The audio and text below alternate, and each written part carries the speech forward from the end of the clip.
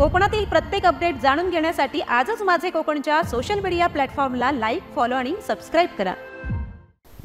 रत्नागिरी जिल्ह्यातील Khed railway station परिसरात गेल्या काही दिवसांपासून चोऱ्यांमुळे प्रवाशांमध्ये भीतीचं वातावरण होतं।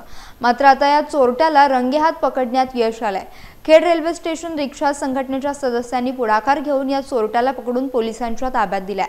गेल्या 4 दिवसांपासून हा चोरटा स्टेशन परिसरात धुमाकूळ घालत होता।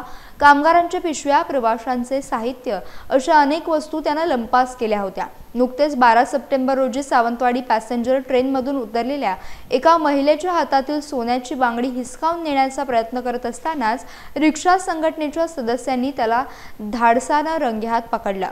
हा चोरटा मानसिकदृष्ट्या अस्वस्थ असल्याचं म्हटलं जात आहे, जो वारंवार रेल्वे स्थानक परिसरात चोऱ्या करत होता। रात्री प्लॅटफॉर्मवर झोपलेल्या प्रवाशांच्या आणि कामगारांच्या सामानावर तो डोळा ठेवत असे। अखेर रिक्षा संघटनेच्या सतर्कतेमुळे या चोरट्याला बेड्या ठोकण्यात आल्या असून पोलीस पुढील तपास करत आहेत। यामुळे खेड रेल्वे स्टेशन परिसरातील प्रवाशांनी सुटकेचा निश्वास टाकलाय। थांब, कोणाची बॅग चोरून जातोस? नाही, हा माणूस आहे। हा माणूस थांबे। हा माणूस हा इथून बॅग घेऊन जातोय। ह्या कामदारांच्या इथे बॅग आहेत आणि हा इथून बॅग चोरून घेऊन जातोय।